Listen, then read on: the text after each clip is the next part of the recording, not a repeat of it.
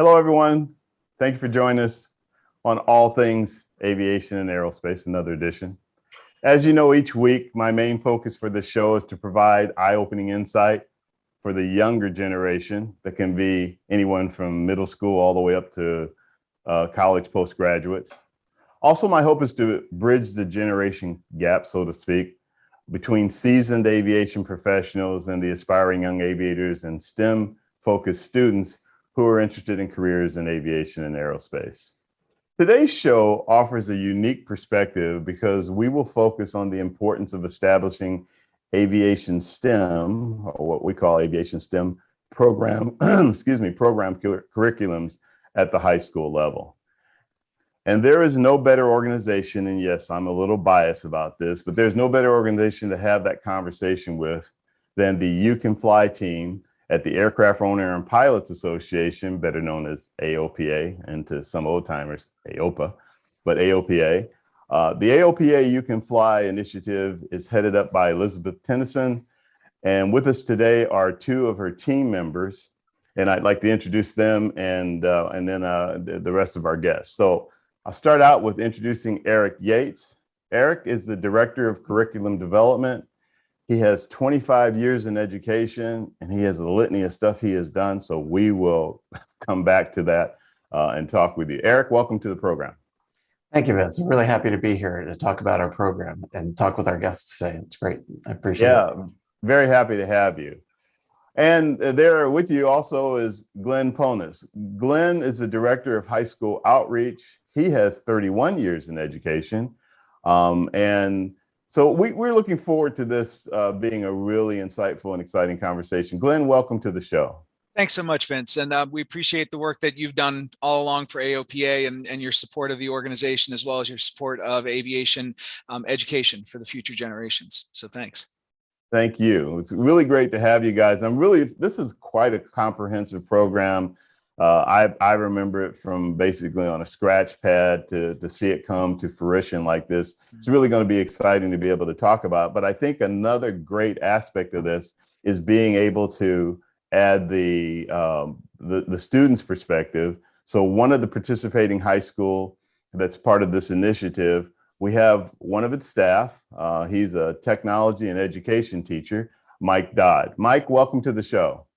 Hi, thank you. Thank you for having us. Thanks for inviting our students. It's a pleasure to have you guys. It's really exciting. You guys have some pretty cool things going over there at Hereford High School. So looking forward to hearing more about that.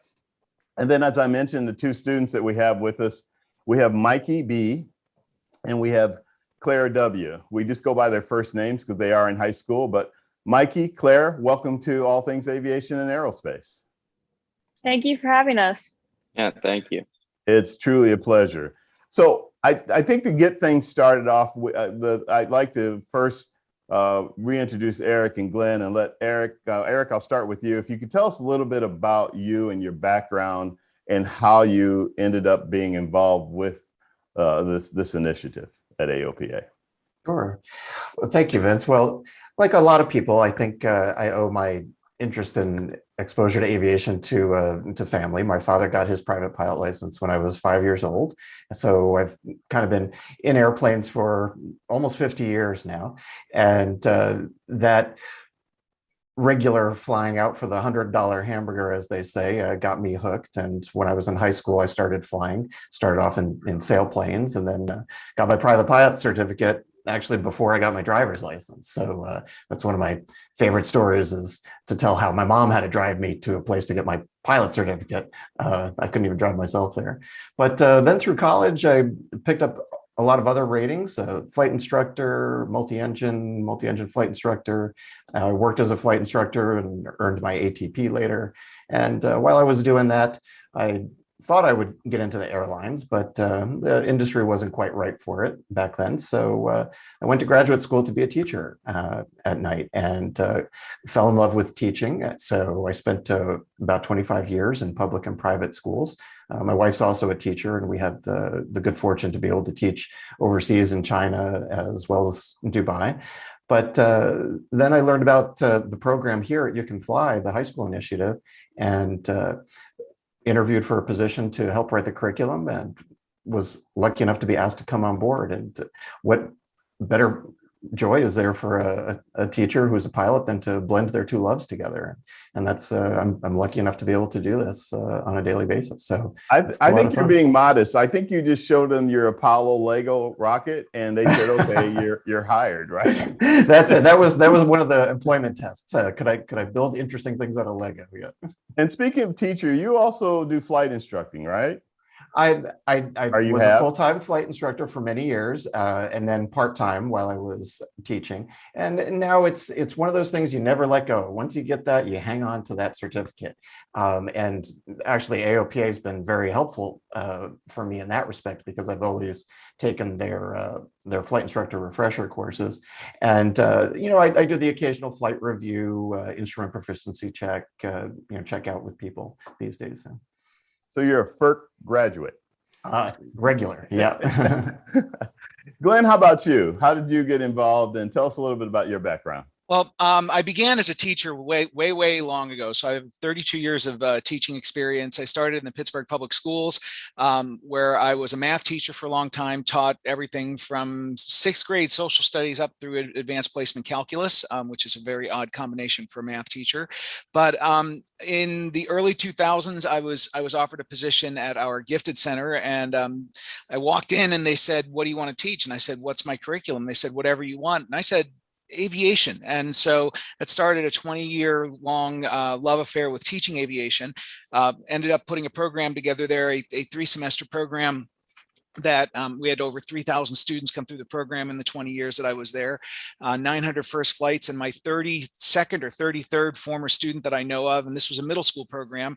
So to have 32 or 33 students go on and get their certificates, including, I might add, the most recent one is a Chief Warrant Officer 5 in the Army, and is a regional director for the Organization of Black Aerospace Professionals. So it was an exciting career. And I had this opportunity about a year and a half ago to come to AOPA and take on the national effort in terms of growing the use of the curriculum. So where Erik puts together this incredible curriculum, Erik and his team, my team's responsibility, and basically our team as a whole is to grow the use of the curriculum and to make sure that our teachers get all the support that they need. So all of the stuff that we do, every piece of what you're going to hear today, is absolutely free to any school in the United States. So I have, in 2014, I got my private pilot certificate. I was actually badgered by my students who were like, "So you talk the talk, can you walk the walk?" And the answer is I did. And that was probably one of the most exciting days of my professional career, because when I came in with my certificate, I mean, the kids were jumping up and down, and it was an exciting day. So to see their excitement for what I did, and then eventually to be able to watch them do those kinds of things, has been great. Coming on board with AOPA has been phenomenal, because this is without a doubt the very best curriculum I've seen in over 32 years as a classroom teacher and administrator. So I'm really excited to be here and be part of this. Well, we're really excited to have you guys and to have you share more details about this initiative and what it means and what you guys are trying to do with it. Before we get started with that and really dig into some details, Michael, are you still there with us? Yes. Can we get your video? Michael is a teacher, so he's juggling between teaching and being live on this show. Well, while we're waiting for Michael, I think he's teaching a class right now.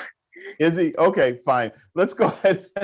Erik, why don't we start? Tell us about the program. There are a lot of aspects of this program to talk about. So but I want to try to express to our viewers what exactly the program is first, and then we'll talk about what your goals are with it, both to you and Glenn. But let me start with you, Erik, and tell us about the program.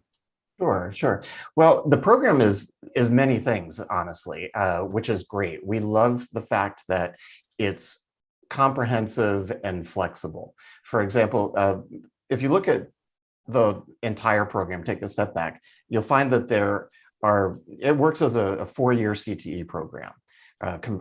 Career and technical education program, and we can have students start in 9th grade as freshmen and go all the way through their senior year, ending with a great capstone project in either a pilot pathway or a UAS or drone pathway. So we give students these options, which are really great. And we start off with basically an introduction to aviation course, and that initial year gives students a broad perspective on the aviation and aerospace industry. We get history going as far back as Daedalus even, and all the way up through modern day, looking at space programs and trips to Mars and the James Webb Space Telescope. And then we move into those middle 2 years, which are really a highly STEM heavy exposure to all of the math and science behind aviation and aerospace. The fun stuff. Yeah. Well, don't get me wrong. That initial year is tons of fun too. I mean, we've got hot air ballooning, we've got parachutes, we've got all kinds of models and hands-on activities. It's very, we really worked very, very hard to make sure that there was a lot of student engagement and student involvement. This is not. I was being a smart aleck because when you start talking math and science, everybody starts shuddering a little bit. It's like, math, science. This is the good stuff. This is the good stuff. But it is. Right? It is. And we kind of follow the Pilot's Handbook of Aeronautical Knowledge in many respects through those couple of years, because what we want is for students who are enrolled in those 2 years of courses to be able to finish and take one of the exams, whether it's the remote pilot exam or the private pilot exam. And they've been exposed not only to the content that they need to pass those, but also the really deep knowledge that gives them a true understanding of the topics. I mean, for you and for me and for Glenn, I think honestly, if we tell the truth, when we went for our private pilot exams, we bought the big fat book of 800 questions and tried to memorize every single one of them. But that's absolutely true. Yeah, that doesn't exist anymore, and we didn't want that. We wanted these courses to be true STEM courses, and there are many states that use them as actual math and science courses. And then for that final year, we dive into some more advanced topics in aviation and aerospace in the first semester. And then the second semester, this is awesome. And I can't wait for Claire and Mikey to get to this point, because I'm so excited for what we can see from the students. It's the capstone year. The students get to pursue whatever they want as a topic. And speaking of them, I was actually, because one of the things that, everything excites me about this program, but one of the things that I really love about this program is how it inspires kids that may not have even thought about aviation or aerospace. But when they first hear about it, and then when they experience that first year, it's like lock, stock, and barrel. They're in there, and they start realizing, which is one of the things we want everybody that watches this show to realize, is that there are so many different opportunities in aviation, even if you're not necessarily, for example, thinking of being an aeronautical or aerospace engineer. There's a ton of other things that you might have expertise in or skill set in that is also applicable. So we were talking with Mikey before the show, and Mikey's a great example of somebody that, he's your typical student, and he's into sports, et cetera, and so forth. And he hadn't really even thought about aviation until he saw a presentation, and now he's in this great program at Hereford High School. So Mikey, welcome to the show again. Mikey, tell us a little bit about your interest and how you got involved in interest in aviation. So I became involved in aviation when I was in middle school in 8th grade. We were registering for first year of classes when you're going to high school, and my teacher, Mr. Dotto, came down and he gave this big presentation on the aviation program that was brand new to the high school. Nowhere else in the county had it. And I thought, drones, planes, that's pretty cool. Like, I don't know what I want to do with my life. This should be a cool class to try out. And I didn't really expect much from it, but I took the class as a freshman, absolutely loved it. Took it as a sophomore, and now I'm taking it as a junior. And it really just got me into aviation. And now that's a career path like I want to take. I either want to become a pilot or do something like aerospatial engineering. Yeah, so Erik mentioned drones, and you mentioned that was something that you've taken an interest in. You actually saved up and bought your first drone. Yeah, so we messed around with drones inside, like started racing them, going through courses, seeing you can get the best time. And I thought drones were pretty cool. I wanted to get it like a smaller drone for myself, but I also thought that photography with drones was pretty cool. So I bought a small camera drone, saved up from cutting grass, shoveling snow, and ended up now having my own drone. And I can do whatever I want with it as long as I don't break the rules. Absolutely. And there are a lot of rules that are coming into play because so many people have drones.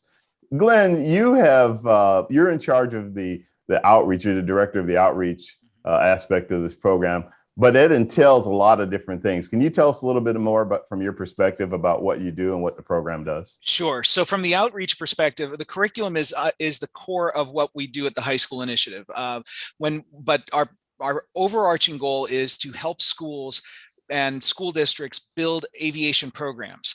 And as we say in this process, we talk with literally hundreds of schools every year. I think in the last year, we've had direct meetings with administrators and teachers from over 150 schools, and as part of the recruitment process.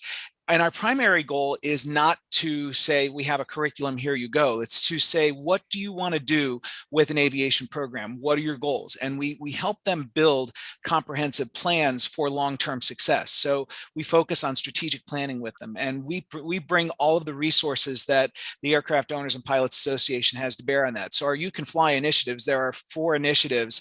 High school is just the first piece of it. That's how we get kids interested in aviation. We have an entire flight training component that works with the over 5,000 flight training programs across the United States that supports them, that helps them build new resources, including a way cool new app called After, the AOPA flight training app.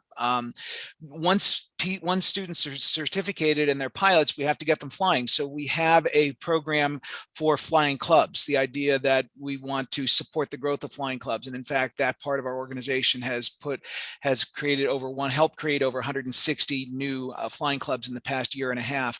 And then for pilots like me who may have lapsed because of COVID or any other reason, we have Rusty Pilots that helps. We've just gotten our, I believe, 10,000th, Eric, is that the correct number? Our 10,000th pilot back in the air who was lapsed, and supporting that in our larger states, California, Texas, and Florida, are our AOPA You Can Fly ambassadors.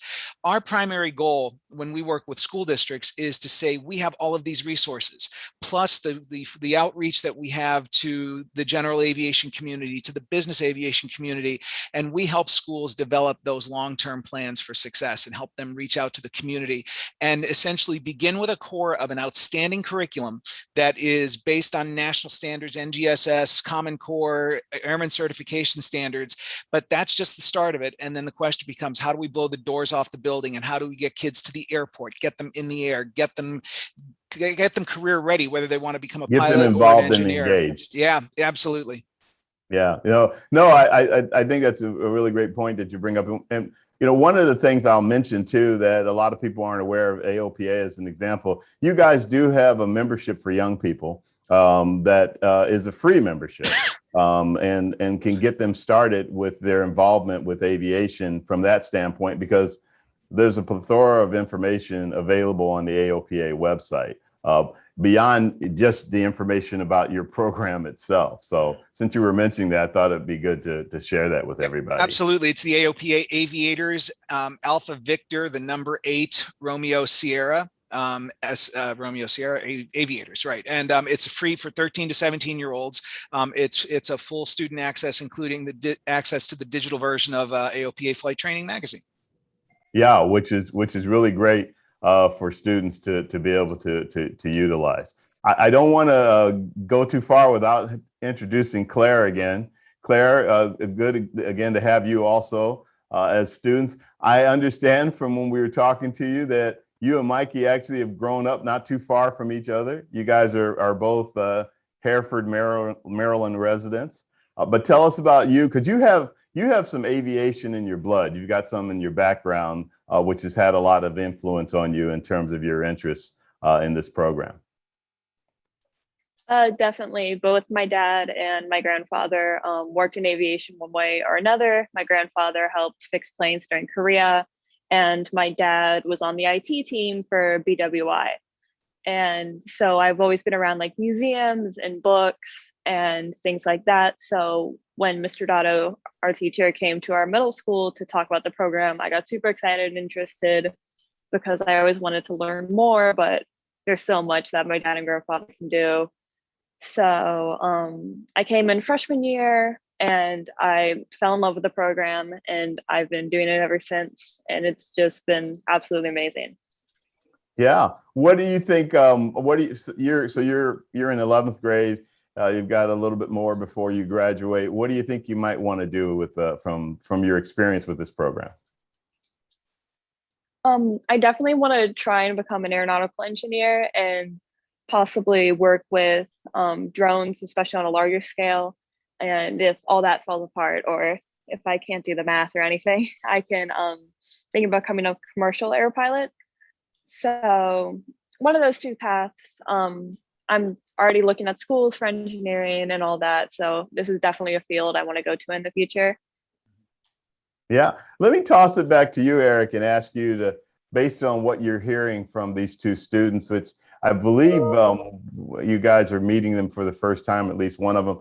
What kind of advice and input do you have about how it relates to your program and what would be helpful for them? Well, one of the things that I'm really excited about is the fact that they've got some time left in high school. And as I mentioned before, we've got that 12th grade year coming up where their capstone project is an opportunity for them to build mentorships and make connections. So Claire, Mike, if you're going to engage in that capstone project, I would really encourage you to reach out to as many people as possible in the fields that you're interested in, because nobody loves talking about their job as much as people involved in aviation. We're absolutely thrilled when somebody asks us about it. So there will be no shortage of people who would be more than happy to share with you their paths to their careers, tips and tricks for how to get started, where they went to school, and maybe even bring you into their place of work or share and different experiences with you. So that opportunity to build connections while you're still in high school is golden, and I would really encourage you to make sure you take advantage of it. Yeah, I think that's really great perspective to add in there, and I would also add exploring the internship. I was doing something else. I'm not sure if you mentioned that, but internships. There's great internships available at most of our major aviation companies, manufacturers, the Garmins of the world, et cetera, and so forth. And that's a great opportunity. And Clara, you were mentioning what I would call the big drones, the unmanned aerial vehicles like a Predator or whatever, made by General Atomic or the ones made by Lockheed Martin and Northrop Grumman, et cetera, and Boeing, that are pretty sophisticated these days and can do a lot of great things. And they're actually, that's actually a growing area. So that's definitely something for you to maybe try to get a little bit more insight directly about to help you determine. Claire, I was going to come back to you anyhow and ask you about your perspective on the programs. Can you tell us, for the first couple of years of what you've experienced with this high school initiative that's aviation STEM oriented, what are some of the highlights for you? What stood out to you that you really saw value with the program? I remember my freshman year, we were able to do a lot of really cool projects. Like we made hot air balloons and then we tested them in our school auditorium, which was a lot of fun. And we made parachutes, which we dropped from stairs in our school. And that was really what roped me into the program. And I'm also a big history person. So I remember the first year was a lot of history and background. And all of that just kind of combined really grabbed my interest. And then last year, it was very heavily diagrams. This is what you do when you're in a certain situation. And since we weren't in school because of COVID and the pandemic and everything, I was still able to learn the things, and learning the technical side of it really kind of opened my eyes to realize, like, okay, this is what it's looked like to do this as a career. And that really piqued my interest. So, and hearing you talk about the internships and programs like that, and looking towards the future, that really excites me as well. So doing just kind of combination of everything, not to be overly general. but especially the hands-on projects and the specifics of it is really what draws me to the program. Yeah, well, no, it's okay for you to either be specific or talk about it generally, but it's really great to see that the program, the curriculum is working, and that you find it attractive. I am going to grab Michael Dodd while I can in between his teaching of class. Michael, welcome to the show again. And I'd like to take the opportunity while I have you, if you could tell us a little about tell us from your perspective about the AOPA You Can Fly high school initiative and how well that's worked. And also a little bit about your background, because you have quite a background and you're one of the teachers there that specialize in teaching technology, et cetera. Okay, thank you. And I apologize for the way I'm running around. Have classes, and then this is actually my lunchtime, but I'm still being interrupted a lot today. But so I've been teaching for over 30 years. I came to Hereford High School about 17 years ago, and we immediately started a robotics program. And from that, students started getting interested in drones. So that's the perspective that's how we were chosen to do this. When the county was incorporating this, that's how one of the ways that we were chosen to do this. So that was actually my perspective coming into the program, was I wanted to focus on getting the kids to do drones, and I wanted to explore that area a lot. And then I got introduced to the curriculum, and it's one of those, it's A dream come true. Yeah, no, it's amazing how much it's the old, I didn't realize how much I didn't know. You know, you don't know what you don't know or whatever, but my eyes have been open to all the possibilities that the aviation and aeronautics, this curriculum provides. There's so many, and people in the community are reaching out to us. We have pilots that want to come in and to help us. We have a drone company that's located in both Baltimore and in Kenya. And we were doing conference calls with them from Kenya last year because that's where they were. And it's just, we have a Textron Corporation Industries, which is a large scale drone company, is right down the road from us. They're interested in helping us. Both our local community college, CCBC, they have an aeronautics program, as does a University of Maryland Eastern Shore. And then of course, Pittsburgh Institute of Aeronautics. Right. We have something going. The point is, it's just amazing how much things are opening up and just how big this is getting. So now we're doing our third year. And instead of me doing teaching the drone portion, I'm doing the private pilot portion. I've just become somewhat, interested in everything. Didn't you guys just get a flight simulator? We do have we have a Redbird flight simulator. Mikey was actually, when we had ninth graders coming, before ninth graders came to the school, we had 2 days in which they could come to the school. And that was one of the station, and Mikey was introducing them to it and having them do a little bit of flight. And it became a very popular station in their rotation in the school. And then we also, Claire and Mikey were part of our drone club. Before, we were just starting it up again. But then when COVID hit, it was kind of shut down. So we're going to try to get it started again. And they're going to be going down to the middle school to reach out to those students. So, that's great. That's very pull them up from the middle school. That's a wonderful thing. Yeah, it's a very well organized curriculum. I've gone through a lot of curriculum in my time. It's a very strong curriculum. There's a lot of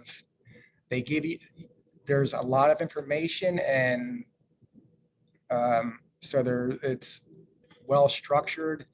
And at the same time, they provide you support when you have questions. So it's just sure. So one of the things I wanted to ask you is, it's obvious that it's working really well for Claire and Mikey. But how about the rest of your students? How well received is it with them? Are they also excited about it, enjoying it? Have you also seen other students that really weren't thinking about aviation that are now totally immersed in it? Yeah, we're seeing students that are, it's last year was difficult because we could not promote it to other schools and then also the students were not, as I believe Claire and Mikey were saying, like when they were freshmen, they were able to do a lot of the lab activities. We weren't able to do that last year. So that became a little bit difficult, but I have 9 students going for their private pilot test this License? year. And Okay. then we have about the same number of students going for their drone certification. So I guess we are keeping half the students that are Lost a going. little momentum, but it's picking back up. Yeah, and the students that are staying involved in it, I think that I know that they're very much into it. They're very excited about it. So yeah, I think that most of the students, some of this, and I know that I've had more than one student that through different activities, that was their aha moment, that they really bought Sure. into the program. If it was a guest speaker that we had or some different activities that really lit the flame for them. Speaking of aha moments, Mikey, how you like that Redbird simulator? That actually was my aha moment. So freshman year, I was very into the drones, and then the simulator came to the school, and I just thought it was the coolest thing ever. Like, oh my gosh, I can come into school and I can fly this like whenever I have class, whenever I want to, and like there's no limit as to what I can do because there's all different flights you can go on.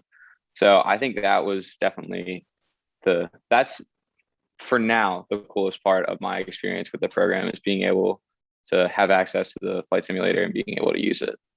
Yeah, give us your perspective on the overall program, similar to what Claire was sharing with us. How did you see it as you got started in it your freshman year and moving forward? So freshman year, I also liked history, and there was a lot of history, so I thought it was very interesting for that. And that was about the first month of it. It was very history based. But then we started doing like labs with things like competitions, who can make the best parachute, who can make this hot air balloon made out of like this paper, or there were others like who can encode a drone with instructions so that it goes through an obstacle course the fastest without hitting any obstacles or things like that. So once the class got really hands-on, it really like took off for me, and I really liked it a lot. Yeah, that's really good to hear. I think it's just a really exciting thing overall. Glenn, how about you? What is your take on what you're hearing from both students? Well, what I'm hearing from them is what is very typical of what we hear from students across the United States. The idea of the hands-on, the being able to experience the concepts that are this math and science concepts that are embedded in the curriculum is really one of the hallmarks of this curriculum and the work that the students do and that the teachers do in their instruction. It's one thing, for those of us who've been through private pilot training, it's one thing to read about lift and coefficient of lift, for example, and how as you increase the angle of attack of an airfoil, the lift increases up until the point where you get to the critical angle of attack at which it stalls. These guys actually go out and build using cardboard, tape, some straws, and a box fan. They build a wind tunnel and they create their own wings, and they put them in there, and we utilize these little we utilize little weights and balances and scales for them to actually measure the lift. So it's one thing for us to study that. It's another thing for kids to be able to put their hands on that, like MacGyver, build this cool thing out of some cardboard and actually experience the notion of coefficient of lift and how it changes with an increase. So we've worked very hard as an organization to make sure that literally just about every lesson, certainly every section and just about every lesson in all 6 of the courses that we offer have those kinds of activities, and they're tied into engineering design principles. So the whole purpose here, what you're hearing is that they're prepared for a lot of different things. They can whether they want to go into engineering or they want to go to become a pilot or a drone pilot or any of the myriad aviation and aerospace STEM fields out there, they have a pretty solid preparation for it, I think. Yeah. Erik, in terms of the curriculum development that you've done, you continue to tweak it, you continue to expand. How much of a role has your interaction with colleges and universities and technical schools played in helping you formulate this curriculum? We work with them a little bit, honestly, because we want to know where the students are going, and so the feedback we get from the universities and the colleges is really important. We actually have schools that have some dual enrollment agreements, which is fantastic. So there are colleges and universities out there that are giving students in our program university and college credit for taking classes in this curriculum. So that's pretty impressive. The teachers, though, are so supportive and helpful in helping us keep things current, and making sure that we're tweaking the curriculum all the time to suit their needs and their students' needs. So it's a living curriculum, which is great. The fact that we're able to house everything electronically makes that process so much easier. So we're always trying to improve. We're always trying to work with all the stakeholders.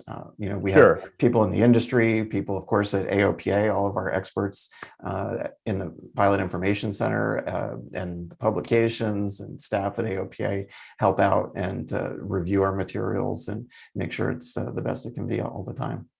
Right. And from what I hear from Michael Dodd and what you're saying, the teachers really enjoy the engagement with your program and with you guys in terms of further input for the curriculum and that type of thing. Speaking of teachers, you have a symposium coming up in a few weeks, actually. Did I have that right? That's correct. Yeah. Glenn, you want to tell us a little bit about that and how that works with what you guys do and how important it is to your program? Sure. We are this year will be our 6th annual high school aviation S.T.E.M symposium. This year, presented by Boeing. It's a critical. It's our premier event of the year, and it's an opportunity for teachers and administrators who are in schools that are utilizing the curriculum to come together, to work with each other, to develop partnerships, to network. It's also a great opportunity for teachers and administrators and stakeholders from schools that have an interest in the curriculum and want to learn more about it. They meet schools that are already doing it. They get ideas for how to present it, how to pitch it, how to begin a program. And additionally, we bring in experts from all around the United States, aviation experts. So it's this wonderful opportunity for all of these groups to get together, learn some new stuff, to bring some takeaways back to their classrooms, and help develop programs.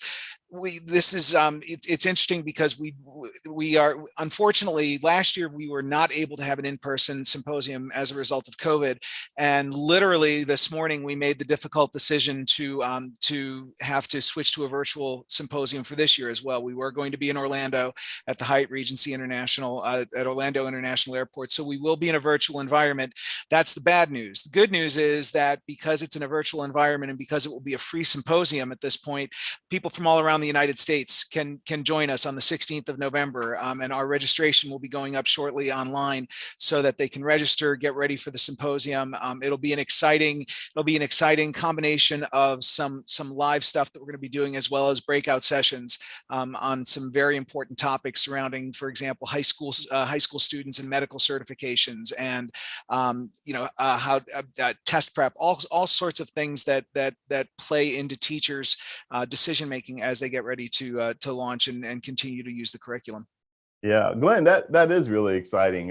That sounds like it's going to be great. We've all had to make the adjustment to the virtual, but there's been some benefits from doing it too. As you said, the expansiveness of it and being able to include so many more people, in this case, teachers, et cetera. So that's really great. One of the things that I wanted to talk particularly with you, Erik and Glenn, about is and I brought this up earlier in the show, the opportunities in the industry. It's wide open right now. We're seeing, and Erik and Glenn, we can relate. We're seeing stuff happening in space exploration, as an example, that we haven't seen since the Apollo era, and moon landing and all of that kind of stuff. And that's now, ramping up at full throttle and getting pretty interesting. But it's also offering a whole bunch of different opportunities to this up and coming generation from in every aspect of it. Yes, engineers for sure, and different kinds of engineers and computer scientists and the like, but also in other areas like geology and environmental, et cetera, so forth. All this stuff is coming into play. We've seen it with the Perseverance landing on Mars and with the Mars helicopter, which you would have thought that was my helicopter on Mars. I was fascinated by the development of it and the technology, but that's just one example and things like that. But I think we'd like to hear from you, each of you, your perspective about this and just about the industry overall, both on the aviation side in terms of airline business, flying, et cetera, and then on the space exploration side. Sure. Well, I honestly, I'm jealous of anybody in high school right now because the opportunities they've got are unbelievable. The airlines alone, when we think about aviation programs, usually our minds go right to airline pilot jobs, and those are just wide open now, right? Glenn, what are we at? We're at something like over 560,000 projected pilot and technician jobs in that Boeing survey. We're 208,000 pilots in the next 20 years, and 173 to 176,000 technicians, and another 240,000 air crew. And that's just the frontline people who are dealing with the airlines. We're not talking about all of the other jobs that are associated with that. We're not talking about air traffic control. We're not talking about all of the other. Right. Yes, go ahead. And that's as a general aviation organization, one of the things that we want everybody to remember is all of the businesses associated with aircraft that aren't airliners, right? There are manufacturing jobs. We've got Carbon Cub, we've got Textron with their Beechcraft aircraft still being produced here, right? We've got, as you said, air traffic control. Who do you think designs the interior of business jets, right? If you like interior design, but you still like airplanes. Exactly, those are the great example. Right, and then for Claire and Mikey, with all of the space development going on, who knows? You could be designing something that flies on another planet or a moon, right? I've never seen so many opportunities in my life, and what we always hear is we need students coming up through STEM fields, through STEM instruction, and that's what we're trying to achieve through this curriculum. We're hoping, Claire and Mikey, that when you do these projects, when you're trying to build that heavy lift balloon rocket, right? The balloon pops. Well, you don't give up, right? An engineer says, okay, well, why did the balloon pop? Let's adjust the paper clip so it doesn't stick into the balloon, right? You tweak and you move on, you persevere, and we want that spirit to stay alive as they go through their careers and get involved with some really amazing jobs. Yeah, and one of the things, Mikey and Claire, that is, you guys have dealt with the robotics there at Hereford High School, as many kids have been in different competitions and programs and things like that. Well, that's coming into play a lot, for example, with space exploration, where they'll send something to the moon or to a planet, and it functions on its own, does things that it needs to do. They can either give a command or a series of commands, and then it autonomously takes care of it and things like that, to take away from some of the need for a human being right there at the time. And we've seen some of that with what they're doing with on Mars, et cetera, and so forth. And I think that we're just seeing the tip of the iceberg.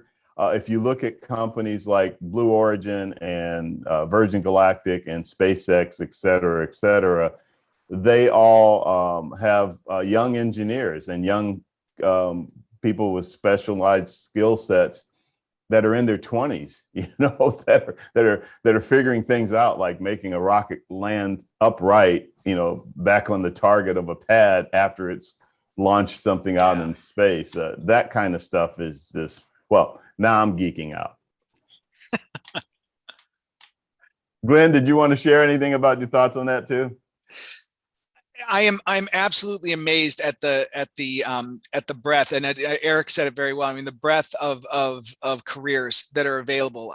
You know, we've had a lot of conversations of late with aerospace companies and people who are aerospace related defense. You know, we spoke recently with the president of Sierra Nevada, of the Sierra Nevada Aviation and Aerospace, and as we talk with these CEOs, with these directors of flight operations, they to a person say that what they're looking for, and this is really important, Mikey and Claire, as you're moving forward, they're looking for well-rounded individuals who have what they're calling the 21st century work skills, right? The ability to persevere, the ability to work in teams, the ability to communicate effectively. It's not just about, you know, you've got to be good, you've got to be amazing at math or science. It's not about that anymore. And that's critically important, but you have to be able to be that kind of person who can walk in on day one and make an impact in these organizations. And I think that, you know, I hope that what we do in these curricula, with the curricula, and more importantly, what Mr. Dodd and your other instructors do with you is help you develop those skills. I think that's probably one of the most important things that you'll hear from just about any company that hires students for STEM related, aviation related, or aerospace related STEM careers. Yeah, I want to give Claire and Mikey an opportunity to see if they have any questions while we have you guys on the call. But one of the things I wanted to mention along the same lines of what we were just talking about, so one of the areas that's been under development for quite a while now is they're trying to redesign or redevelop supersonic technology. And both in the business aircraft side as well as commercial aircraft side, it has had its challenges. One of the biggest ones is not dropping the sonic boom as it's going across land and things like that. And so the development of that is something that's ongoing and continuing. And then the other thing I want to mention is even aircraft manufacturers that we know that have been around a long time, they still are coming up with new ideas with aircraft, whether it's the Sky Courier with Cessna, that is a project that they've done in conjunction with FedEx to have a aircraft that could deliver from a regional standpoint, you know, short haul, but carry the kind of packaging and stuff that they need for cargo they need for delivery and things like that. And then there's Garmin with their Autoland system for small aircraft, like a Skyhawk, you know, Cessna 172, that can land by itself if the pilot becomes incapacitated, which I just, I'm jealous because Tom Haynes has gotten a chance to actually experience that. And I just, it's mind-blowing. It's mind-blowing not only that it can do it, but the way it does it, the way it talks to the passengers, talks to air traffic control, reroutes to a different airport if it doesn't like what it's seeing, I guess you could say, and stuff like that. So, but Claire, Mikey, do you guys have any questions for Erik and Glenn about the program or about your future that they might be able to answer for you while we're on the show? So for the capstone project at the end of our 12th year, or the end of next year for us, what exactly is that? Because this is one of my first times hearing about it, so I just want to know more information about that. Oh yeah, no, I'm glad you brought that up. So like all the other years, the 12th grade year or the 4th year is set up in 2 semesters. So the first semester is like it's an introduction to a lot of advanced aviation topics, so instrument flying and commercial, being a commercial pilot. And then we spend a lot of time too looking at other aviation careers. You know, we want to see what's the full breadth and depth of jobs in aviation and aerospace. You know, we kind of call it the lesson of, what if I don't want to be an airline pilot? You know, and then that sets you up to think about, what would I really want to pursue if I had the time and the freedom and all my school's resources, right? What if my 4th period class was just go explore a job in aviation that I'm interested in, what would I want to do? And that's what the capstone is. You're going to have 1 to 2 months essentially of time that's guided by Mr. Dotto or Mr. Fellows, whoever's teaching the course, to help you investigate a career. And that's everything from just doing, something as basic as Googling and reading and doing some research, all the way through contacting people in that field, looking at social media, connecting with people on LinkedIn, Facebook, whatever, and actually speaking with them, and possibly even visiting with them, or engaging in an internship or an apprenticeship or a job. Any of these things are experiences that we would want you to engage in, and that's your class. Your class is doing something aviation-y, and then reporting on it. So it's a pretty exciting opportunity, because it's giving you a lot of freedom and flexibility to make the choices that you want. And Claire, aviation-y is an actual word in aviation amongst us pilots. That's right. So just in case you were wondering, Claire, did that answer your question? Yes, thank you so much for clearing that up. Sure. Sure. Mikey, did you have any questions for Erik or Glenn? Yeah, mine would probably be, what do you think would be the biggest factor that led to your success in the aviation industry? Oh, that's a good one. Go for it, guys. Erik, I'm going to let you start that one. Okay. All right. Yeah, I didn't want to monopolize. Erik, we're going to let you start that one. I have to say it would probably be engaging with as many people as possible. From all the time that I was flying with my father, for example, in the early days, we would get weather briefings at the airport where we were flying out of, actually, and there were folks with all the weather charts there. There were meteorologists there, and I remember just chit-chatting with them, talking to them. We would go to some pilot-oriented workshops, like the seminars that AOPA would give locally, and I could talk to people there and ask questions. So that was really important. And then once I started flying, I'm on the field, I'm at the airport, and it was easy to talk to people, or just ask questions. That's a great airplane. What can I see inside? And they're just, yeah, sure, come on board. Honestly, I think one of the most interesting moments was when I was working as a waiter in high school. There were a couple of guys who were at one of my tables, and I noticed they had AOPA hats. So I asked, so, are you guys pilots? I'm learning to fly. And they said, well, yeah, actually, we're here in town for an air rally. And we got talking about it, and they invited me to ride along with them. So I got to be a traffic spotter and chart reader in the plane with them. And that was really, the final hook that made me say, oh, I gotta pursue this. I really want to be in this. Yeah, Erik, that's a really great point that you bring up, and I think it's probably key.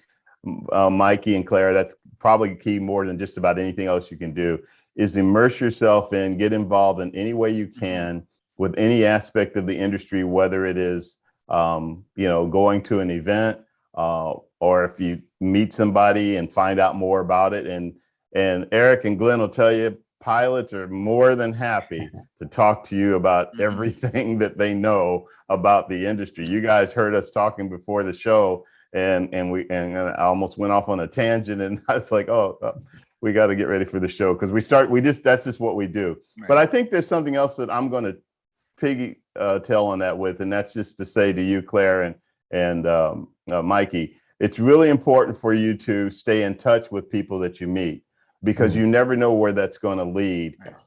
And don't be afraid to, stay in touch via email or an occasional phone call, because when you're top of mind for them, yes, right now you may say, well, I'm an 11th grader. Yeah, but that could lead to an internship, or it could even lead to a job later, because they will remember you. They remember the people. We all remember people that stay in touch with us and express a strong interest in the industry. And all of us, I speak for Erik, Glenn, for your teacher, Michael Dodd, and everybody in the industry. We all want to see you guys get into the industry and do well in the industry. So we will bend over backwards to do whatever we can do to make that happen. So take advantage of that and do whatever you can. Glenn, I didn't want to step on you, okay. but I'm sure you had some input too.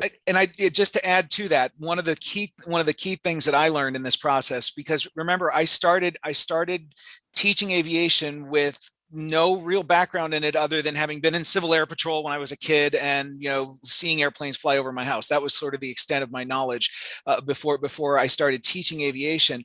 And I looked at myself in the mirror and I said, you can do this. This isn't rocket science.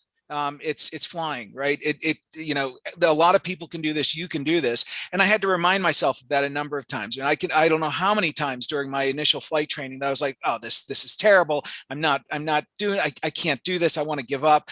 And to be very honest, the two things about it is never be afraid to try something, to get out there and try a new experience associated with aviation. And the second is recognize that this is a lifelong learning process. And it's a cliche, but you'll hear it on the day you get your private pilot certificate. Your DPE, your designated pilot examiner, is going to hand you that piece of paper, and they're going to say, now all I'm doing is giving you a license to learn, because you will learn for your entire career in aviation. Don't be afraid of any of those things. Don't be afraid to fail, because in those failures we're just like in those engineering design experiments that we do. Those failures are going to be the key for your success. What was it that that Edison said? He was asked the question, what was it like to fail 1,000 times in making a light bulb? He said, I didn't fail 1,000 times. I learned 1,000 ways how not to make a light bulb. I only needed one way to make it. So stay focused, and don't be afraid to go out and try new stuff. Well, that's perfect, because I was going to ask you for a closing comment because we've run out of time, and I think you nailed it, Glenn. Erik, let me let you have the last word, if you will, about any advice you have as we close out the show. Well, I'm not sure I can top Thomas Edison, so I have to. I don't think any of us can. I have to join Glenn and say, be fearless and vulnerable. Honestly, we're so used to the perfect Instagram picture. We never see what went on behind the scenes to get that right. Look at all the blooper reels that are out there for movies, right? We all make mistakes, and it's all about just learning from those mistakes and having a positive attitude and sticking with it, because Glenn's right. You can do this. And boy, it is remarkably fun and inspiring when you're doing it. Guys, this has really been great to have you on, and it's really been wonderful to hear about such a great program that AOPA, the AOPA Foundation, and you guys are instrumental in making happen and growing, et cetera, and so forth. So I want to thank you, but unfortunately we've run out of time. I do have to say, Claire and Mikey, you're our future, and you guys are looking good. So it's really great we really appreciate having you on, not just having you on, but hearing your perspective about about the curriculum, about your career aspirations and things like that. Really cool to have you guys share that with us as 11th graders at Hereford High School. So I will say thank you, Erik Yates, the Director of Curriculum Development for the You Can Fly AOPA High School initiative, and as well also Glenn Ponas, the Director of High School Outreach. You guys have really given some great insight on this program and everything. So appreciate it, guys. And Claire, Mikey, good luck with everything with you guys for school and internships and career and all that good stuff. All right. Thanks so much, Vince, and thanks, Mikey and Claire, for being here. And if Mr. Dotto's off teaching, please tell him thank you for being here too. We really love having him on board. Yes, I do want to thank Michael Dodd for even trying to get on for a few minutes here and there in the middle of teaching. And plus, it's the school year just started, so I can only imagine how busy he is and how busy the school is. So thank you, and thank you, Hereford High School, for giving us the privilege of having a couple of your students and your teacher on the program. My name is Vince Mickens. This is All Things Aviation and Aerospace. We'll catch up with you again next week. Everybody take care, have a good one, and be safe. Thanks. All right. Thanks you so much, Vince. Thank you for having us. Thank